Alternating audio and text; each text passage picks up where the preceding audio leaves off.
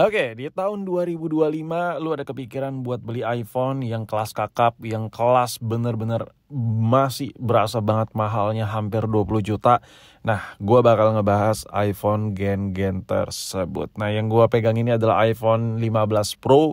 Kira-kira lu ada kepikiran nggak buat beli iPhone 15 Pro atau 14 Pro Max? Nah, ini sebenarnya dua pilihan yang patut diperdebatkan di tahun 2025. Kenapa cuy?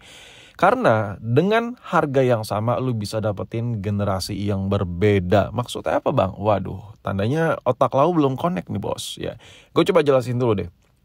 Di sini di tahun 2025 lu mampu beli iPhone 14 Pro Max ya dengan gigabyte yang tinggi. Tandanya lu juga mampu beli iPhone 15 Pro dengan gigabyte yang paling rendah. Ya, ada banyak pertimbangan yang bakal kita bahas di video ini. Jadi ini ada dua seri yang berbeda tapi di harga yang mirip banget. Nih gue kasih bukti. iPhone 14 Pro Max harga pasarannya di 512 GB ya. Ini resmi iBox itu dijual di 17 juta. Ya gue ada yang ngeliat di hampir 18 juta juga ada yang jual. Mungkin masih mulus banget kali ya. Dan harga di luaran sana itu fluktuatif ya, tergantung kondisi situasi dan di mana lu beli dan lu nego-nego gimana. Nah, begitu juga iPhone 15 Pro. Di sini harga di 17.600.000. Jadi, harganya itu mirip banget ya. Kalau lu mampu beli iPhone 14 Pro Max yang gigabyte tinggi, tandanya lu mampu beli iPhone 15 Pro gigabyte yang paling rendah. Ini sama-sama iBox, sama-sama resmi Indonesia. Nah, bingung kan lo? Nah, gua bakal coba bahas di video ini. Yang pertama, gua lebih ngerekomendasiin sih sebenarnya lu ambil 15 Pro. Cuman semua yang gua bacotin di sini nggak pasti itu cocok buat lo. Kenapa? Karena bagi sebagian orang kebutuhannya berbeda. Oke, kita bahas dari desain dulu. Untuk desain gua nggak bisa banyak cerita, men. Ini bener-bener mirip gitu dari jauh. Cuman beda karakter warnanya aja, karakter tone warnanya saja ya. Karena ini ada embel-embel titanium ya kan. Jadi di sini ada titanium finishing yang ada di bezelnya. Jadi bezelnya itu yang tadi krumi-krumi, ini jadi kayak ala-ala matte gitu. Itu yang paling berasa lu lihat. Tapi ada tapinya, kalau lu nggak pakai case. Kalau lu pakai case ya bakal orang kiranya 14 Pro mungkin ya kan. Tapi beda cerita. Kalau lu pakai case di iPhone 15 Pro atau 14 Pro, itu baru kelihatan bedanya. Kalau case-case bening begini ya, yang bener-bener anti menguning gitu, itu bakal kelihatan banget bedanya. Tapi kalau lu pakai case yang bener-bener kayak case karet, rubber, kulit gitu, leather gitu, nah itu bakal cuman kelihatan bobanya sama si Pukima Dynamic Island-nya aja. Jadi dari jauh atau sekilas orang ngelihat, orang nggak tahu nih lu pakai 14 Pro atau 15 Pro, bener-bener sama. Nah, perbedaan fisik berikutnya yang benar-benar berasa, si 15 Pro ini untuk vibrate switch-nya itu diganti dengan tombol-tombolan begini yang bisa lu customisasi. Ya lu udah pada tahu lah, tapi gue cuman ngebacot aja. Nah, sekarang kita balik ke desain iPhone 14 Pro Max. Apa yang lu rasakan ketika gue nggak jadi nih beli iPhone 15 Pro, gue ambil 14 Pro Max yang gigabyte tertinggi aja. Nah, apa yang lu rasain dengan desain 14 Pro Max dengan series tertinggi ini? Yang lu rasain adalah ini elegan sekali. Ya, rasa pegangnya sama sekali, nggak ada bedanya hampir ya kayak iPhone 15 Pro juga. Cuman karena ini Max jadi lebih besar aja. Kesimpulan kalau ngomongin soal desain, kira-kira nggak ada perubahan yang sesignifikan itu men. Jadi kayak lu pakai 15 Pro dan lu coba megang 14 Pro, ya udah gitu. Ya udah nih HP kayak kembar aja gitu. Kayak kembar tapi beda tapi sama tapi beda gitu. Ya itulah obrolan gue masalah desain yang ada di 15 Pro atau 14 Pro Max. Kagak ada nilai plusnya ya di 15 Pro ini ya kan. Nah, kalau ngomongin performa jelas beda ya. Untuk performa yang ada di iPhone 14 Pro Max ini lu dikasih baterai yang 4300 mAh. Sedangkan performanya benchmarknya tembus di 1,4 juta ya. Ini gini loh, lu kalau buat dipakai daily ya benchmark di atas sejuta ini udah enak banget.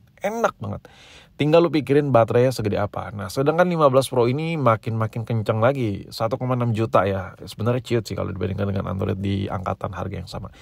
Dan di sini lu dikasih baterai 3200. Jadi kalkulasinya gini.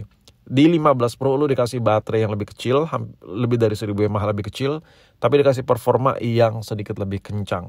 Ya ya kayak gitulah. Lu butuh performa yang lebih kencang atau baterai yang lebih awet. Nah, tinggal pilih tuh baterai yang lebih awet di 14 Pro Max, lebih kencang berarti lu pilih 15 Pro.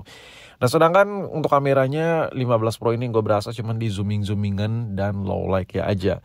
Untuk ngezoomnya gue suka sekali dengan 15 Pro ini, tapi bukan berarti ngezoomnya ini kayak Android yang ada optical zoom ya. Ini beda sekali. Ini ngezoomnya ini kayak zoom sepele aja gitu, kayak ngezoom gedung dikit-dikit ya kan. Itu nggak terlalu jauh, kalau dipakai buat konten masih oke lah. Jadi kesimpulan gue untuk kamera iPhone 15 Pro ini perbedaan yang paling berasa di mode zoomnya kalau dibandingkan dengan 14 Pro Max dan low light ya. Nah, sekarang kalau kita gibahin kamera yang ada di 14 Pro Max ini, apakah lebih baik atau setara? Jelas lebih baik tidak ya. Apakah bisa dianggap setara? Bisa banget dianggap setara.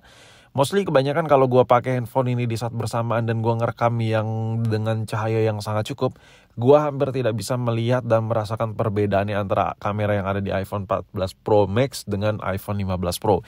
Jadi lu rugi di bandar sekali kalau lu pilih 15 Pro dengan perhitungan karena kamera lebih bagus. Mirip banget kameranya asli, men.